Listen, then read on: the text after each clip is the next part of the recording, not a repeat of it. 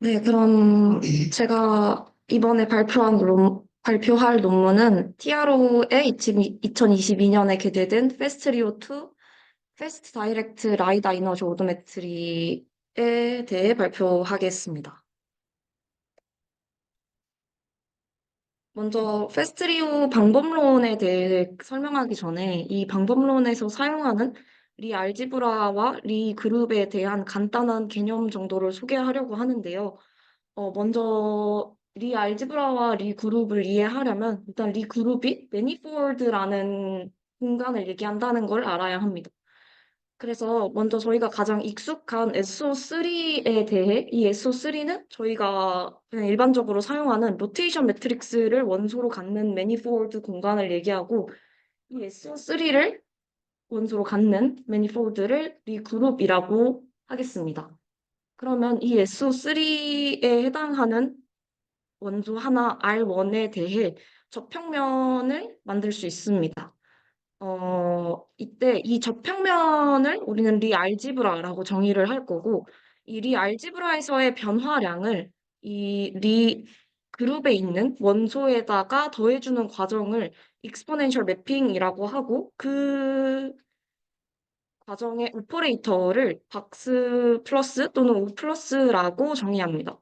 또한 이 과정을 반대로 해서 어, 제가 이 식을 좀 잘못 적었는데 R2와 R1 사이의 변화량을 이 타우라고 했을 때 이 타우를 구하는 과정을 이제 로가리즘 매핑이라고 해서 이제 로그 R2의 트랜스포즈 R1으로 표현할 수 있습니다.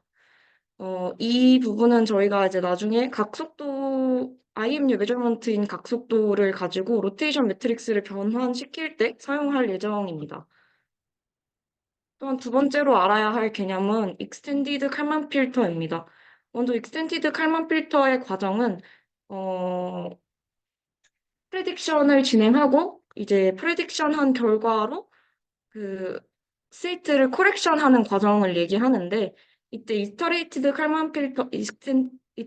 익스텐디드 칼만 필터에서는 이 코렉션을 한 번만 하고 끝나는 게 아니라 저희가 원하는 임계값 밑으로 이제 이 프레딕션과 실제값의 차이가 들어올 때까지 이 코렉션을 반복하는 방법을 얘기합니다. 네, 이제 지금 페스트리오 2 전까지의 이제 라이다 오도메트리 방법론들에 대한 정리입니다. 어, 뒤에 방법론에 대한 설명이 굉장히 길기 때문에 이 부분은 좀 간략하게 보고 넘어갈 예정인데, 페스트리오가 나오기 전까지 라이다 이너셜을 이용한 방법론들은 오도메트리 드리프트가 빠르게 발생하고 매핑 레이트가 느리다는 단점을 가지고 있었습니다. 그래서 이 부분을 해결하기 위해 페스트리오에서 이제 새로운 칼만 개인 공식과 함께 이제 새로운 방법론을 제안했는데 이 페스트리오에서 또한 맵 사이즈가 커질수록 KD 트리 사이즈가 같이 커져서 맵 관리가 굉장히 어렵다는 단점을 가지고 있었습니다. 따라서 이 페스트리오에서 그 부분을 보완한 페스트리오 2가 이 논문에서 제안이 됐는데 먼저 페스트리오 1과 2의 다른 점에 대해서 간략하게 설명을 해보면 페스트리오 1 같은 경우에는 오도메트리를 추정할 때 라이다 포인트를 이제 피처를 추출한 뒤에 이용을 합니다. 하지만 페스트리오 2 같은 경우에는 그 로우 포인트를 전부 다이렉트로 이용하여 오도메트리를 추정하고 이제 그 많은 포인트들을 다 그 리얼 타임으로 처리하기 위해서는 이제 아까 말씀드렸던 매핑 문제를 해결해야 하는데, 이 매핑 문제를 해결하기 위해 본 논문에서는 IKD 트리라는 새로운 트리 구조를 제안하였습니다. IKD 트리를 이해하려면 KD 트리에 대해서 좀 알아야 하는데요. KD 트리에서 포인트를 삽입하는 과정에 대해서 간략하게 설명해 드리겠습니다. 먼저 각각의 KD 트리의 노드들은 자신의 자식 노드를 분할할 기준 축을 가지고 있습니다. 이 축의 순서는 사용자가 이제 선택할 수 있고, 저는 편의상 X, Y, Z 순으로 이제 분할 기준을 갖는다고 가정하겠습니다. 그럼 먼저 첫 번째로 노드가 삽입될 때는 X축을 기준으로 정렬이 됩니다. 이때 정렬을 할 때, 보시면은 X축이 같은 애들이 있는데, 이 X축이 같은 애들에 대해서는 이제 원래 저희가 가지고 있었던 리스트의 순서를 그대로 가지고 갈 예정입니다. 이 부분에 대해서는 이제 추가적인 알고리즘으로 이제 뭐 다음에 삽입할 뭐 Y축 기준으로 정렬을 하실 수 있겠지만 지금은 편의상 가장 간단한 예시로 이 삽입 과정을 알려드리기 위해 그냥 원래의 리스트 순서를 지키게 정렬이 된다고 가정하겠습니다. 그럼 이렇게 X축으로 정렬이 됐을 때 중앙값을 이 초록색 노드로 표현을 해보면 이 초록색 노드가 첫 번째 루트 노드가 되는 것입니다.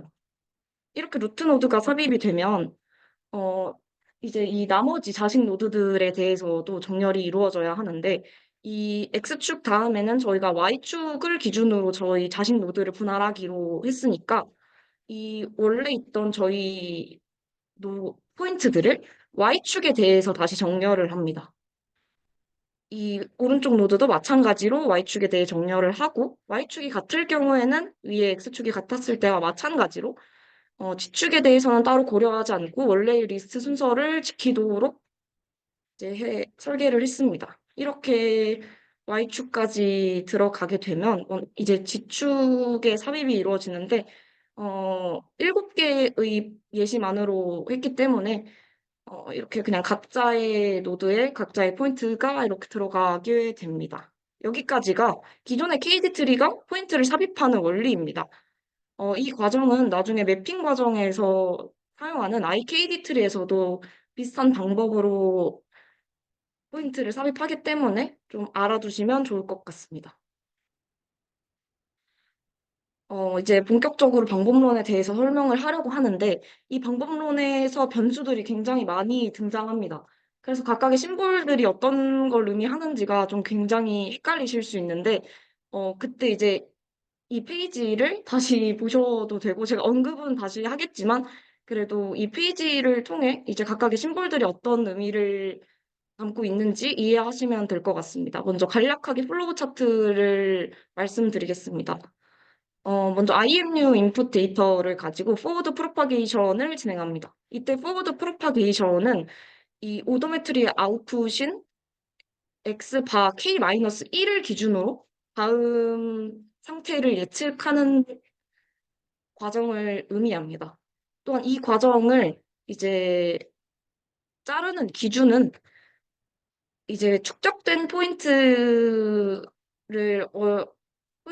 대해서 이루어지는데, 먼저 앞서 말씀드렸다시피 기존의 페스트리오에서와 달라진 점은 기존의 페스트리오에서는 이제 피처 익스트랙션 결과를 가지고 백프로파게이션을 진행했는데 페스트리오 2에서는 IKD 트리를 사용함으로써 이제 리얼타임을 좀 더 수월하게 지킬 수 있게 되어서 모든 라이다 포인트에 대해 축적을 진행하고 이 K-1 시간부터 K 시간까지의 포인트들을 스캔이라고 정의할 것입니다. 이 스캔을 저희는 이제 K번째 스캔이라고 앞으로 얘기를 할 거고, 지금 여기서 사용되고 있는 K 또한 이 K번째 스캔에 대한 기준으로 설정한 스테이트들입니다. 이렇게 K번째 스캔이 다 축적이 되었을 때, 우리가 만약에 그 라이다가 들어오고 있을 때 모션이 있었다면, 라이다 포인트에 대한 모션 블러가 일어났을 수도 있습니다. 그래서, 샘플링이 훨씬 좁게 된 IMU 데이터를 이용하여 이 스캔 데이터를 TK 시점으로 다 프로젝션 하는 과정을 우리는 백워드 프로파게이션이라고 할 것입니다. 그리고 이때의 변환된 포인트를 LK 햇 PJ라고 할 예정입니다. 여기서 햇은 프로파게이션 중 forward 프로파게이션을 통해 얻은 스테이트로 프로젝션을 했기 때문에 햇이라고 표현을 하였고 이제 이 포인트를 이용해 레지듀얼 컴퓨테이션을 진행하고 레지듀얼 컴퓨테이션을 진행할 때는 IKD 트리에서 가장 가까운 포인트들을 뽑아서 이제 스테이트 업데이트를 진행하게 됩니다.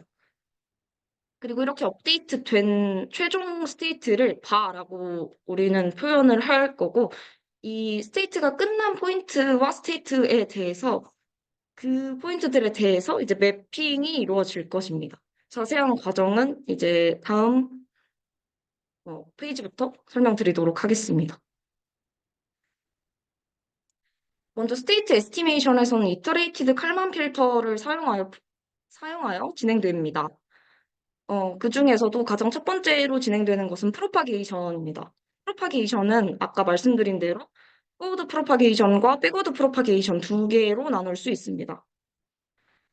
먼저 프로파게이션에 대해서 간략한 그림으로 설명을 드리면 K-1번째 스캔과 K 사이에 들어온 임의 IMU 데이터를 I와 I 플러스 1이라고 하면 이 I번째의 IMU 데이터를 이용해서 I 플러스 1번째의 스테이트를 예측하는 과정을 포워드 프로파게이션이라고 하고 이 예측이 K번째 스캔이 끝난 TK 시점에 완료가 되면 그 시점으로부터 이 시점으로부터 뒤로 가면서 스테이트의 변화를 예측하고 그 예측한 변화량을 가지고 다시 이 K 시점으로의 라이다 좌표계로 프로젝션하는 과정을 백워드 프로파게이션이라고 할 예정입니다. 이때 이 파란색으로 표시된 X가 모두 스캔에 포함되어 있는 포인트들이고 이 포인트들은 나중에 설명드리겠지만 이게 이제 제2번째라고 할 예정입니다. 먼저 포워드 프로파게이션과 백워드 프로파게이션에서는 앞서 말씀드렸던 리그룹과 리알지브라의 개념이 사용됩니다. 먼저 리알지브라에서의 박스 플러스는 아까 말씀드린 대로 익스포넨셜 매핑이 되고 이 R이 우리가 사용할 각속도로 계산한 각의 변화량이 들어가게 됩니다.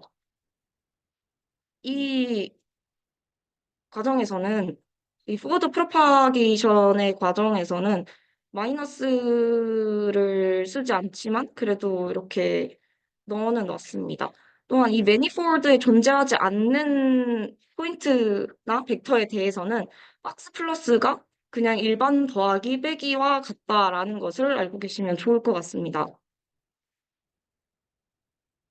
이제 포워드 프로파게이션과 백워드 프로파게이션에서 모두 사용하는 키네마틱 모델입니다. 이 키네마틱 모델은 IMU 데이터를 가지고 어, 로테이션과 포지션 그리고 벨로시티의 변화량을 표현하는 방법인데요. 먼저 IMU 데이터인 오메가 M과 AM은 각각 각속도와 가속도를 의미하는데 이 데이터들은 모두 로컬 IMU 좌표계에서 들어오게 됩니다. 따라서 이 로컬 좌표계를 기준으로 들어온 각속도와 가속도를 각각 글로벌 좌표계로 변환을 하여야 하고 이때 어, 돛 V는 델타 V와 비슷한 의미로 델타 V인 속도의 변화량이 가속도로 표현된다는 것을 의미합니다. 이렇게 저희는 스테이트의 변화량을 모두 IMU 메저먼트로 표현할 수 있게 되었고, 이 과정을 키네마틱 모델이라고 합니다. 이제 이 키네마틱 모델을 사용하여서 어떤 식으로 그 포워드 프로파게이션이 진행되는지 말씀드리겠습니다. 먼저 본 논문에서 정의하는 스테이트는 다음과 같습니다. 여기서 GT까지는 페스트리오에서 제한하는 방법론과 같은 스테이트지만 본 논문에서는 온라인 캘리브레이션이 포함되었기 때문에 이 IMU와 라이다의 익스트린직 매트릭스가 같이 포함되어 있는 것을 확인하실 수 있습니다. 네, 이제 다음으로는 프레딕션 모델에서 쓰는 F 함수를 이제 보여드릴 건데요. 아까 저희가 키네마틱 모델에서 표현한 방법을 따라서 이런 식으로 정의할 수 있는데 이 과정을 이렇게 매트릭스로 보게 되면 좀 이해가 잘 안 가실 수도 있어서 이 다음 페이지에서 어떤 원리인지 설명드리겠습니다. 또한 이 X에 대한 이제 디멘전은 SO3인 로테이션 매트릭스가 두 개가 존재하고 나머지 벡터들은 전부 다 3 by 1 벡터이기 때문에 총 디멘전이 24 차원이라는 것을 알 수 있습니다. 또한 이 U는 인풋 데이터로 IMU, 지금 이 프로파게이션 모델에서는 IMU의 메저먼트를 의미합니다. 네, 이제 이 아까 말씀드렸던 F 매트릭스, 아니, F 함수가 어떤 원리를 가지고 만들어졌는지 설명드리겠습니다.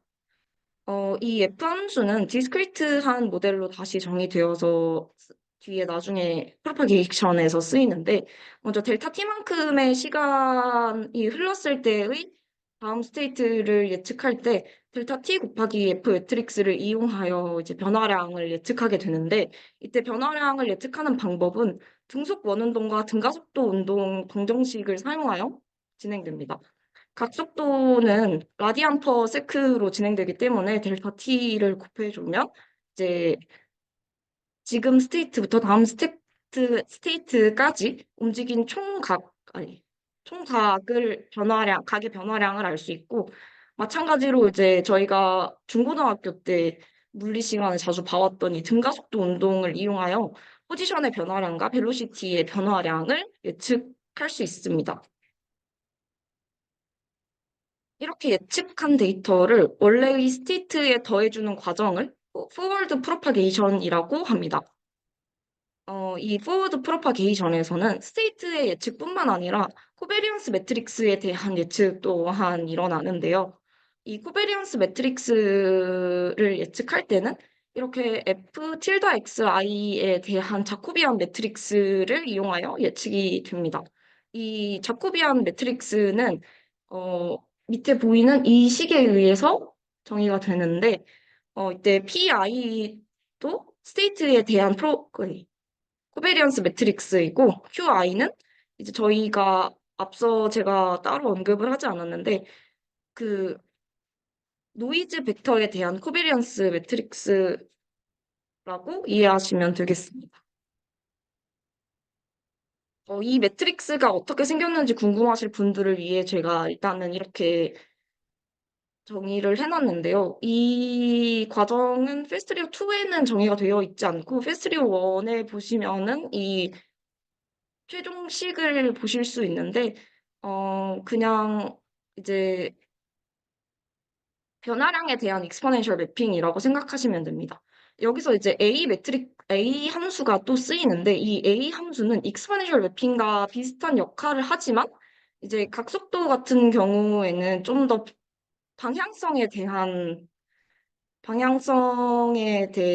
대해 고려를 할 필요가 있어서 이 방향성을 좀 더 고려할 수 있는 익스포넨셜 매핑을 따로 정의하여서 그 방법을 이용해 네, 자코비안을 구할 수 있습니다. 이 과정은 또 페스트리오 1이나 아니면 본 논문에서 언급한 레퍼런스 논문을 가서 보시면 네, 정의가 되어 있습니다.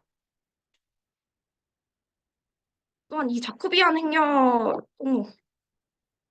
또한 이 자코비안 행렬을 가지고 이 코베리언스 매트릭스가 어떤 식으로 프레딕션 되는지를 좀 이게 정의를 해봤는데요. 이 부분도 만약에 궁금하셨던 분이 계신다면 따로 보시면서 공부하시면 좋을 것 같습니다. 네, 이제 이렇게 정의한 포워드 프로파게이션의 직접적인 과정을 수식으로 표현해 봤습니다. 어, 이 먼저 햇이라는 심볼은 노이즈가 0이라는 가정으로 예측을 한 스테이트이기 때문에 이 R과 P, V를 제외한 나머지 스테이트는 0으로 정의되어 있고요. 이 각각의 원소들에 대해서 이제 프레딕션이 진행됩니다. 이때 R 같은 경우에는 앞서 제가 말씀드린 SO3에 해당되는 원소이기 때문에 박스 플러스가 익스포넨셜 매핑이 되고 이 각 속도에 의한 변화량이 이제 i번째의 로테이션 매트릭스에 더해져서 i 플러스 1번째의 로테이션 매트릭스가 되는 것을 확인할 수 있습니다. 나머지 벡터들은 그 SO3 위에 있는 그 원소가 아니기 때문에 박스 플러스를 그냥 저희가 쓰고 있는 플러스의 개념으로 보셔도 무방하고, 그래서 플러스, 네, 속도에 대한 변화량을 원래의 i번째 포지션에 더해줌으로써 i 플러스 1번째의 포지션을 예측할 수 있게 되는 겁니다. 벨로시티에 대한 예측도 마찬가지로 이루어집니다. 네, 다음으로는 백워드 프로파게이션입니다. 백워드 프로파게이션에서는 이 제2번째의 라이다 포인트를 라이다의 로컬 좌표계에서 표현한 이 LPJ에 대해서 LKPJ로 프로젝션하는 과정을 의미하는데, 먼저 본 과정에서 사용하는 델타 T가 앞서 사용했던 델타 T와는 다르다는 점을 염두에 두시고 봐주시면 되겠습니다. 아까 전에 포워드 프로파게이션에서 썼던 델타 T는 i번째 IMU 메저먼트와 i 플러스 1번째 IMU 메저먼트의 타임스탬프 차이를 의미했었지만, 이번에는 J 포인트와 J 마이너스 1 포인트 사이의 그 시간차를 델타 T라고 정의합니다.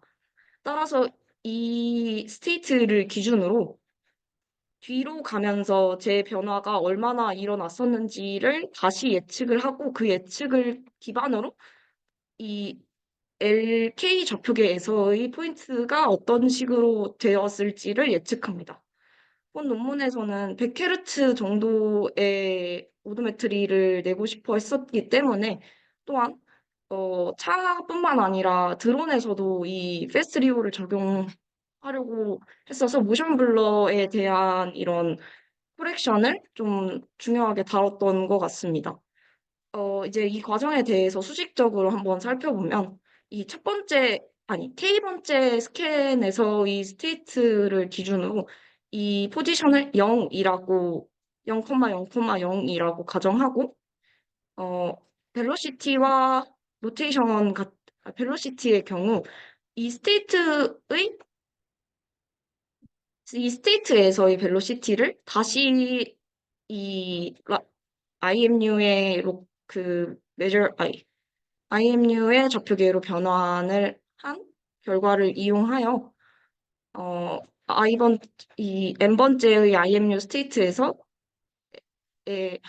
속도를 IK번째의 좌표계로 나타낸 것을 의미합니다. 여기서부터 시작해서 뒤로 델타 T를 이용해서 점점 가는 과정을 의미합니다.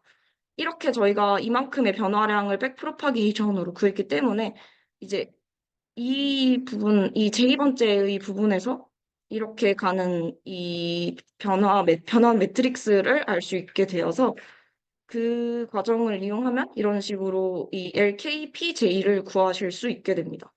이 과정을 이렇게 수식적으로 표현을 하게 되면 너무 이해가 안 되실 것 같아서 다시 요약을 해보면, 제2번째에서 제-1번째까지의 이 변화량을 가지고 이만큼 변했구나를 알고 있으니까, 저희는 이 K번째에서 이 J-1번째까지의 변화를 알 수 있게 됩니다. 이 K번째에서 J-1번째까지의 변화를 알고 있으니 LP J-1번째에서 이 LK의 좌표계로의 변환 관계를 알 수 있게 됩니다. 그 관계를 이용하여 모든 이 K번째 스캔에 해당하는 포인트들을 프로젝션 하였고, 이 프로젝션 된 라이다 포인트를 LK 햇 PJ라고 정의합니다. 마찬가지로 포워드 프로파게이션에서의 결과를 이 햇 XK와 햇 PK로 정의합니다. 여기까지가 프로파게이션 과정이었습니다.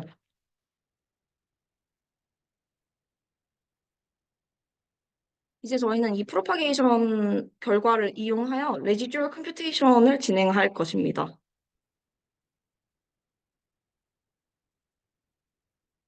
먼저 저희는 K번째의 스캔에서 이러한 스테이트와 벡터들을 가지고 스테이트와 매트릭스를 가지고 있기 때문에 이 LKPJ에 해당하는 포인트를 글로벌로 변환할 수 있습니다.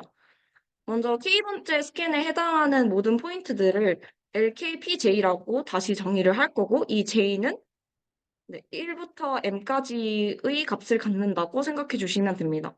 이제 이 1부터, 아니, 이 K번째 스캔에 해당하는 모든 포인트에 대해서 글로벌로 변환을 하고, 글로벌로 변환된 이 포인트와 맵에 존재하는 포인트의 비교를 통해 레지듀얼 컴퓨테이션이 진행됩니다.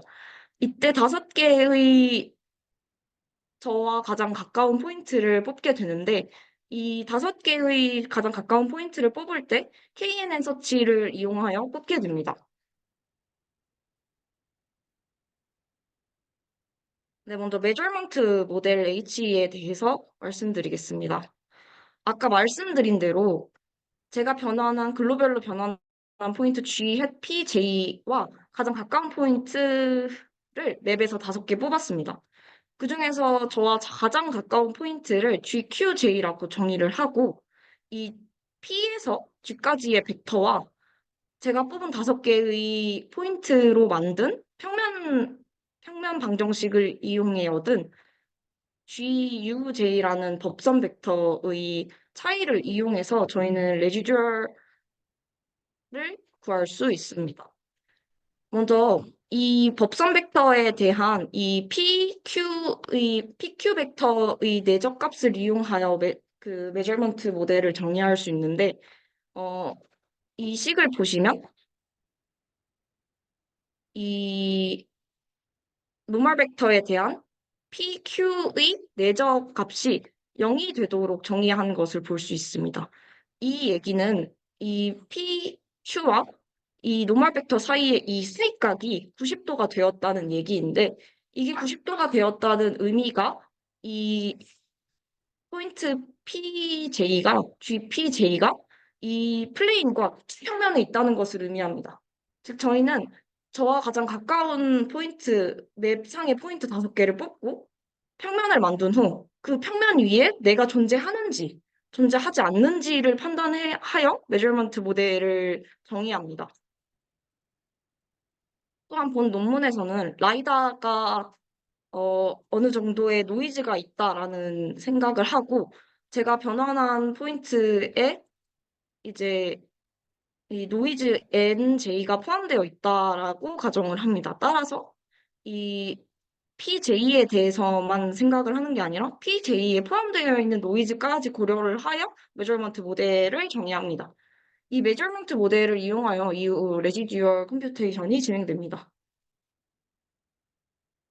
이 레지듀얼 컴퓨테이션은 먼저 그 라이다 포인트의 노이즈가 없을 경우의 메저먼트 모델과 그 이후에 라이다 노이즈에 대한 모델링으로 이루어집니다. 먼저 포인트의 노이즈가 없다라는 가정하에 저희 정의한 이 메저먼트 차이를 레지듀얼을 GJ라고 할 것입니다. 이 GJ를 그냥 이렇게 내적값으로 보시면, 제가 이 n을 잘못 넣었는데 이 n이 없다라고 생각을 하시고 여기까지만 있다고 생각을 하시면 되겠습니다. 이 여기까지의 내적값이 좀 이해가 안 되실 수 있는데, 이게 0이 된다는 소리는 아까 말씀드렸던 것과 같이 이게 이 사이각이 90도가 되었을 때 이 평면 위에 있다라고 생각을 하실 수도 있고, 이 제의의 크기가 이 포인트로부터 이 평면까지의 거리이기 때문에 이 거리가 0이 된다. 즉, 이 평면 위에 P가 존재한다. 라고 생각을 하시면 좀 더 쉽게 이해하실 수 있으실 것 같습니다. 또한 본 논문에서는 라이다의 노이즈에 대해서도 이 곡선 벡터 방향으로 내적을 진행하고 그 값을 RJ라고 합니다. 이 RJ는 저의 포인트가 가지고 있는 노이즈가 이 법선 방향으로의 얼마만큼 영향을 미치고 있는지를 의미합니다. 즉, 저희가 이 포인트와 이 평면과의 레지듀얼을 계산할 때 노이즈가 얼마만큼의 영향을 미쳤니를 정의하는 부분이라고 생각하시면 되겠습니다. 여기까지가 레지듀얼 컴퓨테이션 과정입니다. 이 레지듀얼 컴퓨테이션에서 구한 이 모델을 가지고 저희는 스테이트 업데이트를 진행하게 됩니다. 스테이트 업데이트는 이터레이티드 칼만 필터를 기반으로 진행됩니다.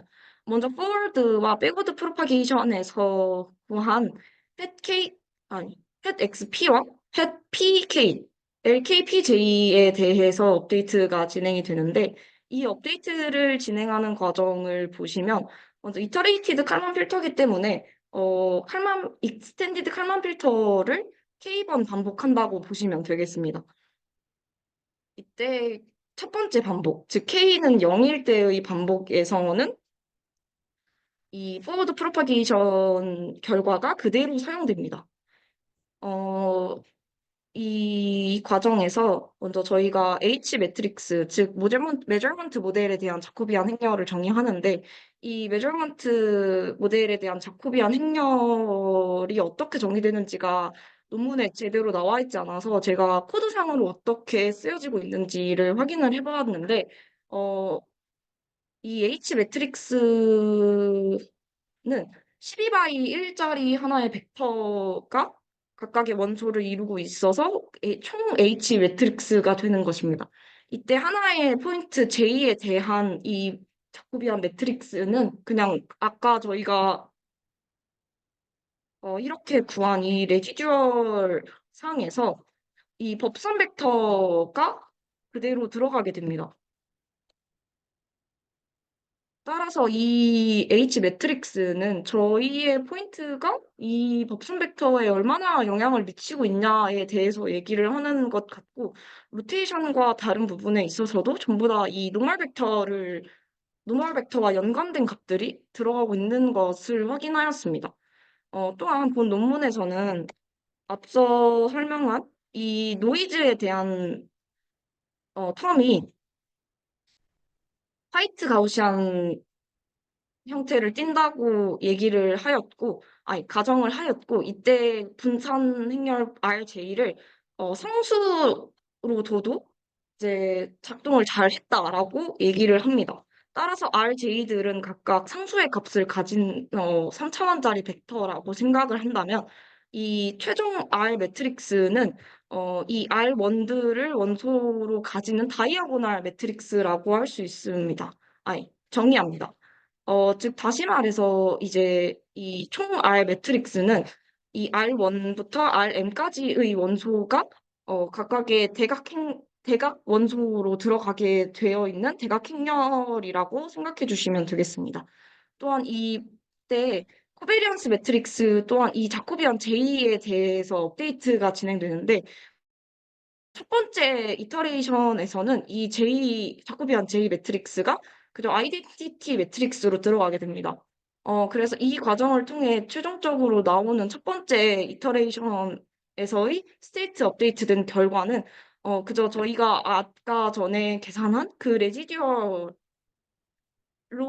업데이트가 된 I라고 생각하시면 됩니다. 그 이후에 이제 이런 식의 과정을 통해 다시 업데이트가 되는 것을 확인하실 수 있습니다.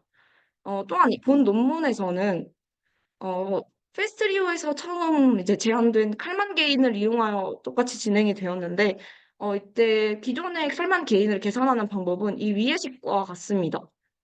하지만 이 위의 식의 경우 저희의 포인트가 너무 많거나 할 때 H 매트릭스의 크기가 커지기 때문에 H 매트릭스의 크기가 커질수록 계산 효율이 떨어진다고 합니다. 어, 포인트에 따라서 P 매트릭스도 커지기 때문에 이제 최종적으로 HP, 트랜스포즈가 커지게 되어서 이 결과의 역행렬을 구하는 과정이 굉장히 오래 걸린다고 합니다. 본 논문에서는 그 스테이트 업데이트에 대한 그 주기를 좀 더 빠르게 하기 위해서 새로운 칼만 개인 공식을 이용하였는데 이 공식에서는 이 아까 다이아고날로 정의한 R 매트릭스를 이용하여 칼만 개인이 계산됩니다. 이때 다이아고날 매트릭스이기 때문에 R 매트릭스가 다이아고날 매트릭스의 역행열은 각각 그 주대각 원소의 역수를 취해주면 되는 그냥 과정이기 때문에 이렇게 역행열을 쉽게 구한 다음 0이 많은 스parse한 매트릭스를 이제 H 매트릭스에 그냥 곱하는 거기 때문에 기존의 칼만기인으로 업데이트를 진행할 때보다 빨라졌다고 합니다. 그리고 이러한 과정을 통해 스테이트 업데이트를 진행하고 만약에 제가 업데이트한 결과와 업데이트하기 전의 결과의 차이가 저희가 미리 설정한 인계값보다 작을 경우 이제 스테이트의 업데이트가 수렴하였다고 판단을 하고 최종적으로 이 K번째의 스테이트, 이터레이션에 해당하는 값들을 X바라고 정의를 하고 이 바를 아웃풋으로 내보내게 됩니다. X와 함께 코베리언스 매트릭스도 같이 이제 아웃풋으로 산출이 되고 또한 이게 이제 X 스테이트가 업데이트가 되었기 때문에 그 X 스테이트의 원소였던 그 G에서 I K 번째까지 가는 그 변환 행렬 그 변환 행렬 또한 업데이트가 되었을 거고 그 변환 행렬이 업데이트가 되었기 때문에 저희가 기존의 프로젝션을 시켰던 이 PK LKPJ 또한 업데이트가 되었다고 판단을 하여 이 수렴했을 때의 스테이트를 가지고 다시 얻은 포인트 맵에서의 포인트를 G 바 K 바 PK로 정의합니다. 이 이렇게 수렴한 스테이트와 포인트를 가지고 이후에 매핑 과정을 진행하게 됩니다. 네. 앞서 말씀드린 과정을 좀 요약해서 설명드리면, 먼저 프로파게이션의 결과를 이용하여 레지듀얼 컴퓨테이션을 진행하고, 이 레지듀얼이 최소가 되도록 이터레이션을 반복하여 스테이트 업데이트를 진행하게 되는 것입니다. 이 스테이트 업데이트에서 수렴이 되고, 이제 아웃풋으로 나온 바 심볼에 붙은 이 매핑을 진행하게 됩니다. 먼저 본 논문에서는 맵을 좀 더 효율적으로 관리하기 위해 새로운 맵 매니지먼트 방식을 제안하였습니다. 이 본 논문에서는 IKD 트리의 이 모든 포인트를 계속 어, 삽입을 하면서 가는 게 아니라 자기가 설정한 인계 큐브 안에 있는 포인트에 대해서만 관리를 하고 그 큐브를 벗어났다고 판단되는 포인트에 대해서는 이제 딜리트도 하고 또 새로운 영역에 대해서는 인서트를 진행합니다. 먼저 그 과정을 좀 쉽게 알아볼 수 있게 그림으로 표현을 해봤는데 먼저 첫 번째 라이다 스캔에 대한 포지션을 P0이라고, P0라고 정의합니다. 이는 앞서 말씀드렸던 X바 제로와 같은 의미라고 보시면 되겠습니다. 이때 이 라이다를 기준으로 바운더리를 만듭니다. 먼저 이 포인트를 기준으로 맵을 얼마만큼의 크기로 생성할 건지를 정의합니다. 그러면은 이제 저희가 만약에 L이라는 크기로 이 맵을 관리하겠다라고 가정을 한다면 이 PJ에서 2분의 L만큼 이렇게 정의가 되고 또 2분의 L만큼 정의가 되고 해서 총 이제 3차원의 큐브가 모서리의 길이가 L인 3차원의 큐브가 만들어지는 것입니다. 어, 또한 만약에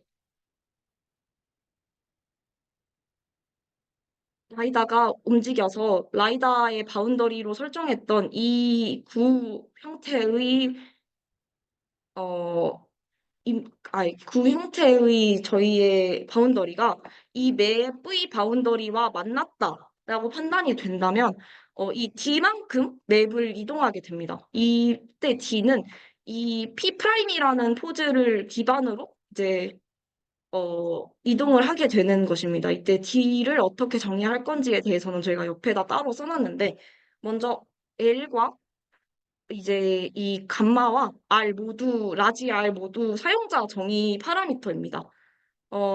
이때 스몰 r은 감마 R 곱하기 라지 R로 정의가 되는데, 이때 라지 R은 라이다의 FV에서 레인지 값이 됩니다.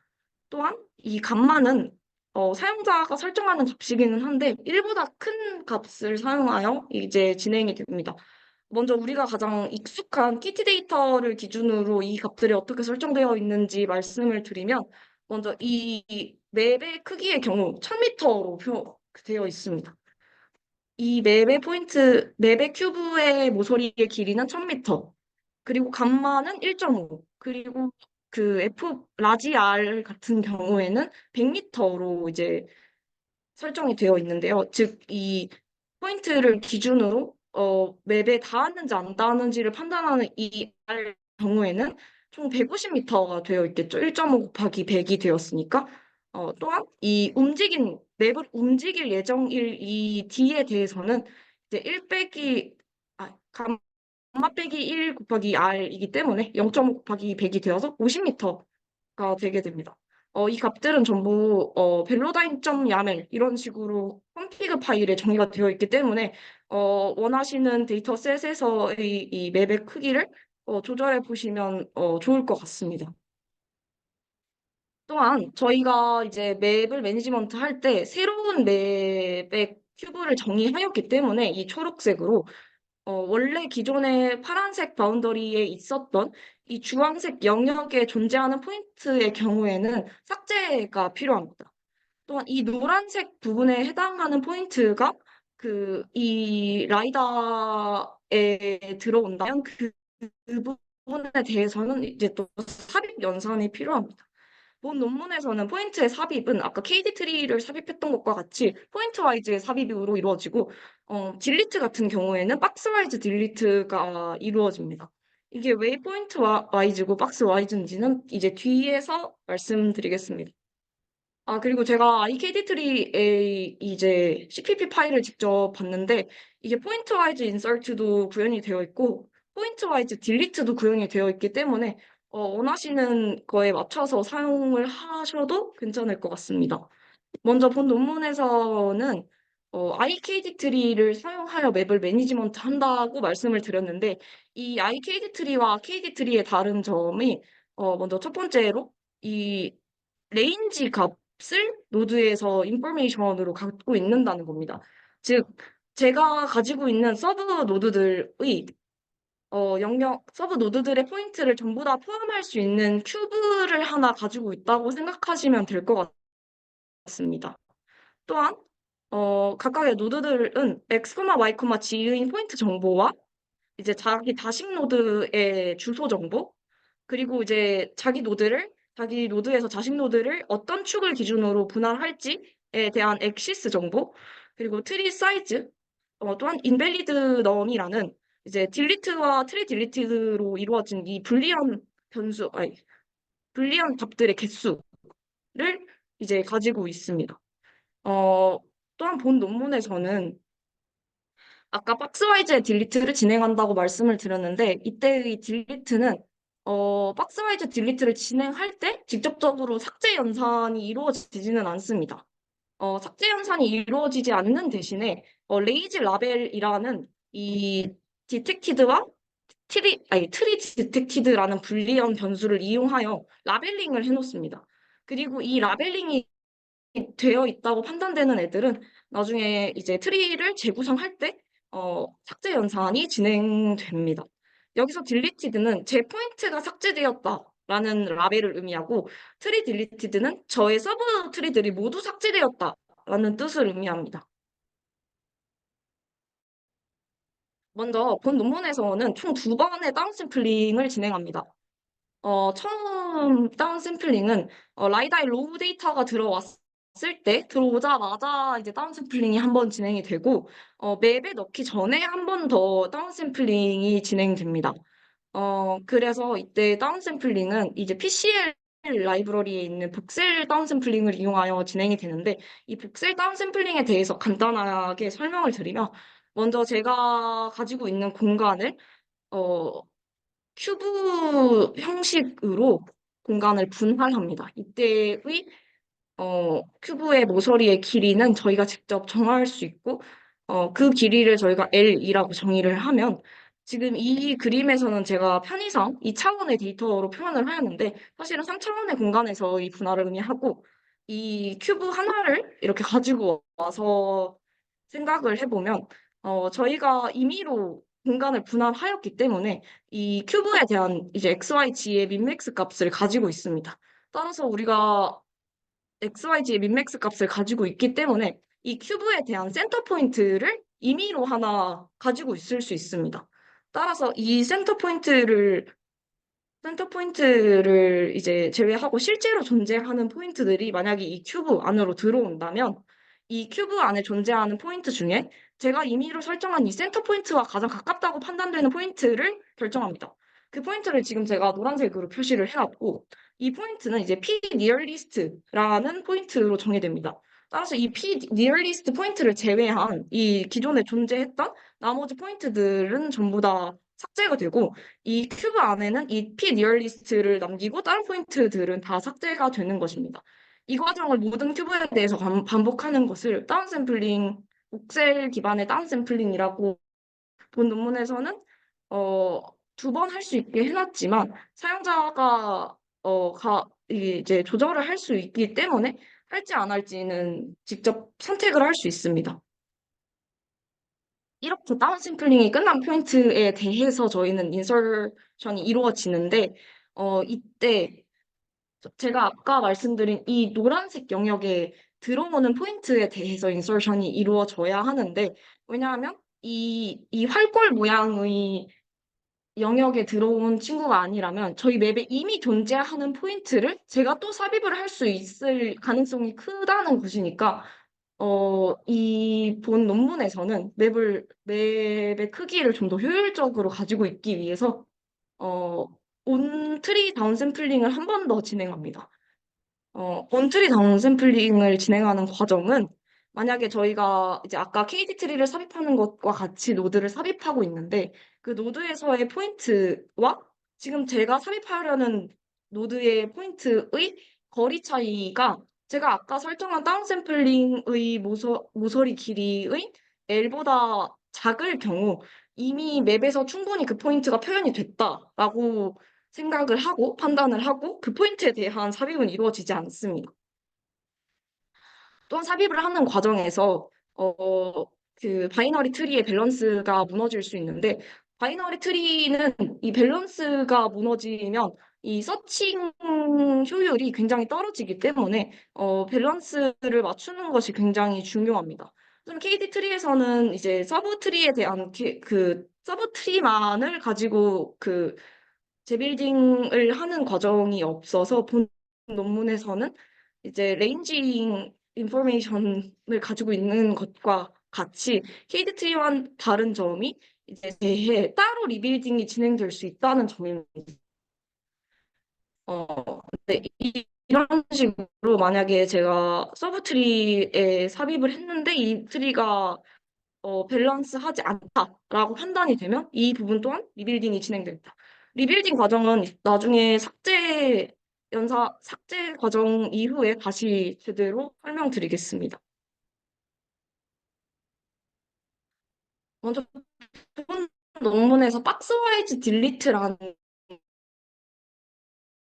이 딜리트 큐브를 이용하기 때문입니다. 먼저 이 주황색 영역에 해당하는 포인트에 대해서 큐브를 만드는데 이 큐브를 만들 때에는 만약에 이 영역을 벗어난 게 X축이라면 이 첫 번째 큐브에 들어가게 되고 영역을 벗어난 게 Y축이라면 이 Y축에 대한 큐브에 들어오게 되고 영역을 벗어난 게 G축이라면 이 G축에 해당하는 큐브에 들어오게 됩니다. 만약에 둘 다 벗어났더라도 이게 if문과 else if문으로 짜여져 있기 때문에 이 둘 다 벗어났더라도 X축이 벗어났다라고 먼저 판단이 되고 이제 그 X축에 대해서 판단이 끝난 애들에 대해 다음 포인트의 큐브를 위치를 결정하기 때문에 그냥 이 순서대로 들어간다라고 생각을 해주시면 되겠습니다. 그래서 이 큐브를 미리 저희가 삭제하고 싶은 포인트에 대해서 총 최대 큐브를 3개를 설정을 합니다.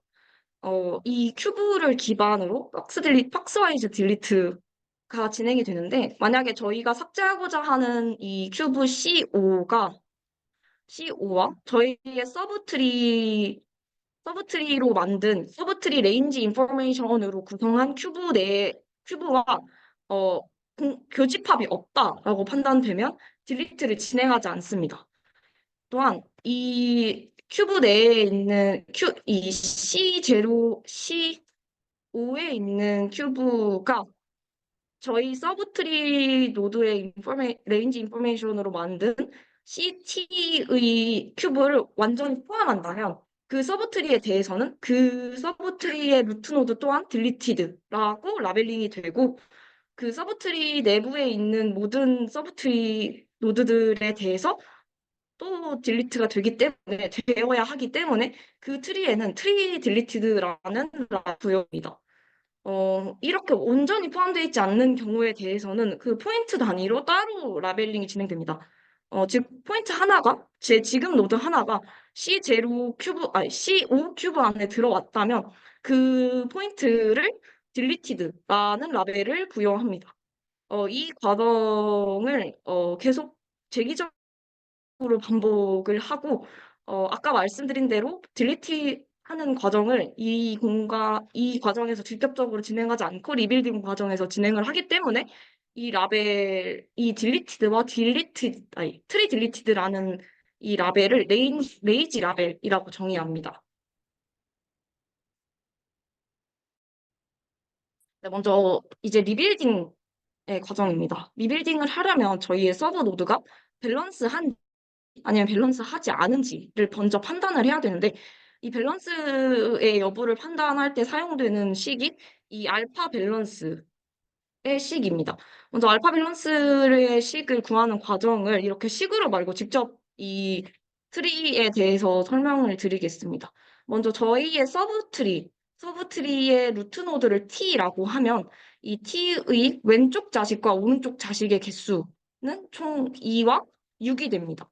또한 이 서브트리 노드에서 자기 자신 즉 루트 노드를 제외한 자식 노드들의 개수에서 이 왼쪽과 오른쪽 중에 더 큰 자식 노드의 개수의 비율을 알파 밸런스라고 합니다. 즉 이 언밸런스드 박스 안에 있는 이 트리의 경우 알파 밸런스가 총 8분의 6이 되기 때문에 4분의 3, 즉 0.75가 되는 것을 확인할 수 있습니다.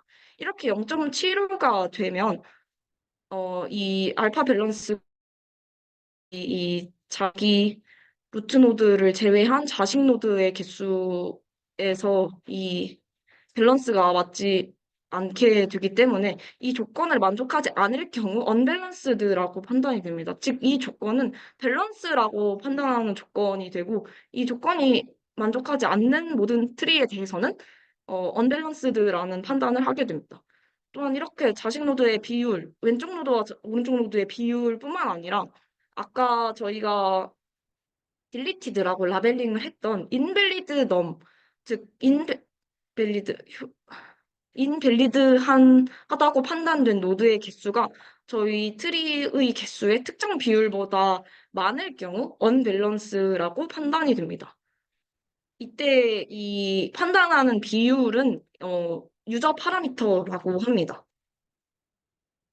이때 리빌딩 과정은 다음과 같습니다. 제가 리빌딩이 필요하다고 판단된 서브트리에 대해서 먼저 그 인밸리드라고 판단된, 즉 원래 딜리티드라고 라벨링이 되었던 포인트를 제외한 나머지 이제 효용 가치가 있는 포인트를 가지고 벡터를 만듭니다.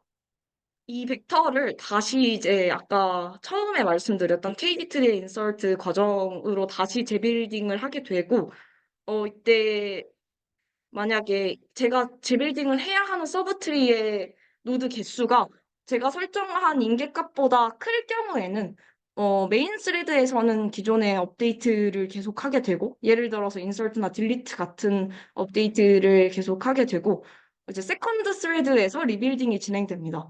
이때 만약에 메인 스레드에서 업데이트된 포인트가 제가 리빌딩을 해야 하는 서브트리에 관련된 노드라면 이제 그 오퍼레이션 로거라는 그 로그에 이 정보들이 저장되어 있다가 리빌딩이 끝난 다음에 다시 인설트가 됩니다. 만약에 서브트리의 개수가 인계값보다 작다면 그냥 그대로 메인 스레드에서 업데이트가 진행됩니다. 이, 하지만 이렇게 얘가 밸런스를 맞췄다고 하더라도 지금 보시면 이 노드에 대해서는 밸런스가 맞지 않게 되는데 이 과정은 이제 서브트리에 대한 지혜 빌딩이 재규적으로 진행되기 때문에 이제 최종적인 리빌딩 결과 트리는 이제 밸런스가 맞는 트리가 되는 것입니다. 이렇게 생각을 하시면 제 서브트리가 루트 노드부터 잘못되어 있으면 리빌딩을 그냥 처음부터 다시 하는 게 아니냐라고 생각을 하실 수 있는데 사실 아까 인서트나 딜리트가 되는 그 영역에 해당하는 포인트가 생각보다 많지 않기 때문에 그 인서트 한 번과 딜리트 한 번으로 인해 발생되는 이 리빌딩 과정이 그렇게 루트 노드와 가까운 서브트리에서 진행되지는 않습니다.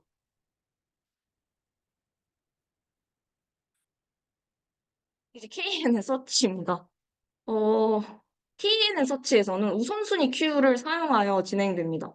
먼저 이 우선순위 큐의 사이즈는 저희가 찾고자 하는 타겟 포인트 PK와 인접한 포인트를 몇 개 뽑을 거니 그래서 이 그 몇 개를 K라고 했을 때 K의 두 배만큼의 크기를 가지게 됩니다. 이 우선순위 큐에서의 우선순위는 타겟 포인트와의 거리로 이루어지고 본 논문에서는 IKD 트리의 레인지 인포메이션을 최대한으로 활용하여 효율적인 서치를 가능하게 하기 위해서 어, 큐브를 직접적으로 사용합니다. 먼저 이 우선순위 큐에서는 우선순위가 높을수록 위에 상단에 위치하게 되는데 그래서 이 우선순위 큐에 들어있는 포인트 중에서 지금 제가 서치하고 있는 이 노드의 레인지, 아, 노드와의 거리가 가장 가까운 디스트민이라고 하겠습니다. 이 과정은 이제 레인지 이미지에서 아까 말씀드렸다시피 레인지의 X민, Y민, G민을 가지고 X민, Y민, G민과 타겟 포인트 PT 사이의 거리를 가지고 계산이 됩니다. 그 값을 D민이라고 하고 이 이게 제가 또 잘못 적었는데, 제가 삽입하려는 노드와 이 우선순위 큐에서 가장 하단에 있는, 즉, 제 포인트와 가장 멀다고 판단되는 포인트의 또 디스턴스를 계산합니다. 그 디스턴스가 만약에 이 민 디스턴스보다 크다면, 아니, 그 디스턴스가 이 민 디스턴스, 잠시만.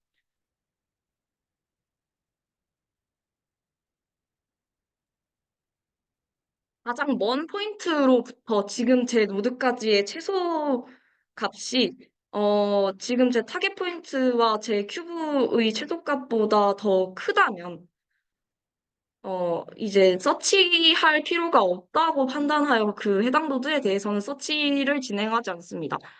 이 서치 즉 제 우선순위 큐에 있는 가장 하단에 저랑 가장 먼 노드에 대해서의 거리가 이제 이 큐브, 제가 지금 서치하려는 큐브의 거리보다 이제 커야지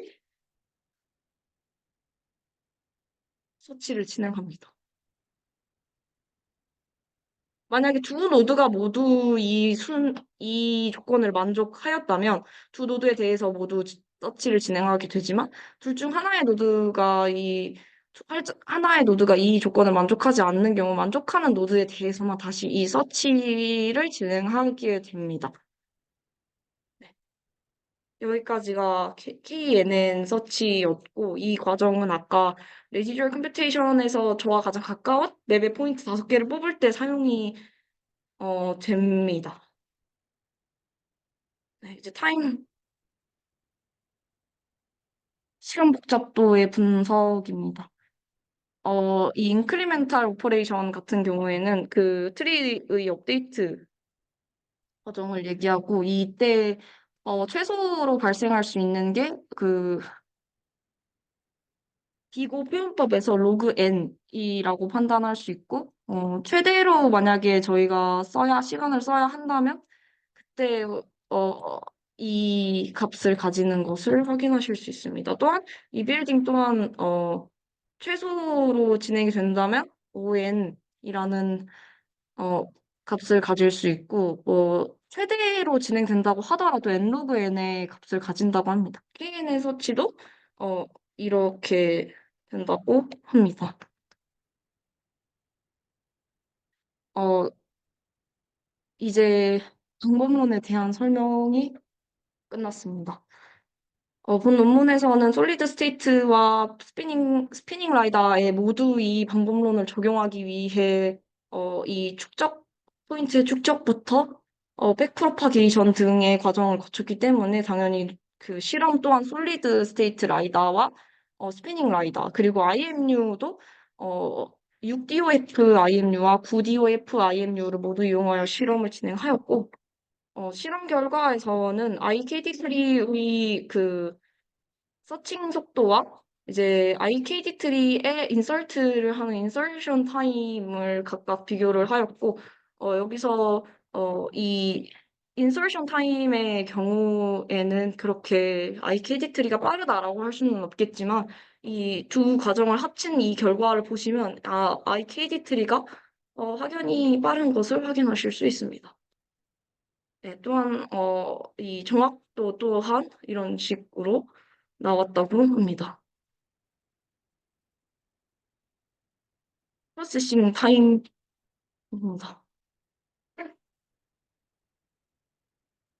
또한 본 논문에서 진행한 실험에서 사용한 플랫폼과 데이터셋이고 이 플랫폼과 데이터셋을 이용하였을 때의 결과입니다. 이것도 마찬가지의 결과입니다. 네, 여기서도 마찬가지의 결과입니다.